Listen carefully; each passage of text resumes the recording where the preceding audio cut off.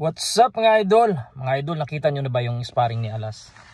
Meron siyang video na lumabas sa upload ni Quadro Alas. It's Maybo yung sparring niya. So anong sa tingin nyo mga idol? Pwede na ba? Pero para sa akin kasi baka lalaitin naman ng mga haters ni Alas, no, kasi tinatamaan siya.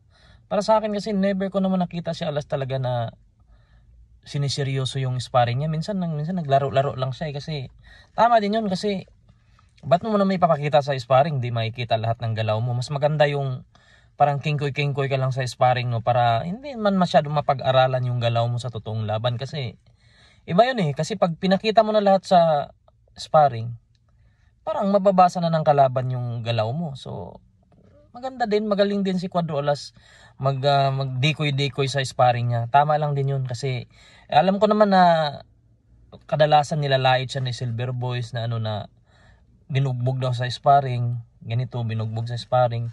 Pero alam naman niya yan na si Casimero hindi masyadong seryoso sa sparring kasi gusto sa sparring lang naman kasi kukunin lang yung timing mo eh.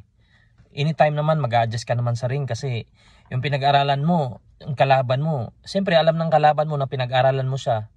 So although nakakatulong yung sparring sa timing talaga, pero yung gagayahin ng kay sparring partner mo yung kalaban, okay, pwede din yun. Pero para sa akin kasi pwedeng baguhin ng kalaban yun sa oras sa gabi ng laban. Kaya okay din yung pinakita ni Quadro Alas na mag-decoy-decoy lang muna siya. Kaya sa mga haters dyan, alam ko naman, di ko pa nakikita kung nag-comment na si Silver Boys eh. Pero alam ko naman magko-comment din yan kasi yun na yung buhay niya eh. Nabantayan yung galaw ni Quadro Alas kung ano bang mangyari kay Quadro Alas, nabugbog ba sa sparring. Pero tama yung pinakita nila ng konti yung sparring. Kondisyon at makita natin talaga na yung galaw ni Quadro Alas, meron din talaga siyang mga ilag. Maganda talaga siya, magaling talaga siya umilag. Kaya kung makikita natin sa mga laban niya, hindi siya masyadong nabubugbog sa mukha. Medyo may mga pasa ng konti pero hindi talaga yung napupuruhan siya lagi sa mukha kasi hindi lang naman siya puro suntok lang, sugod lang. Meron din talaga sa mga ilag na magaganda. Yung mga fake niya, mga head movement niya, meron din. Kaya sa mga nagsasabi na wala siyang footwork, kasi ang footwork naman kasi binabagay din yan sa galaw mo. Kasi tulad ni Manny, talagang nakilala siya sa footwork. Kasi kung walang footwork si Manny Pacquiao, wala din siyang kumbaga ordinaryong boksingero lang siya, kaya iba-iba yan sila.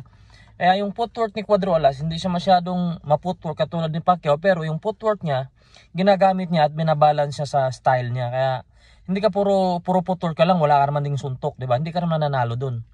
O yan mga idol, no, sa mga haters ni Quadro Alas, yan, mag-comment na kayo.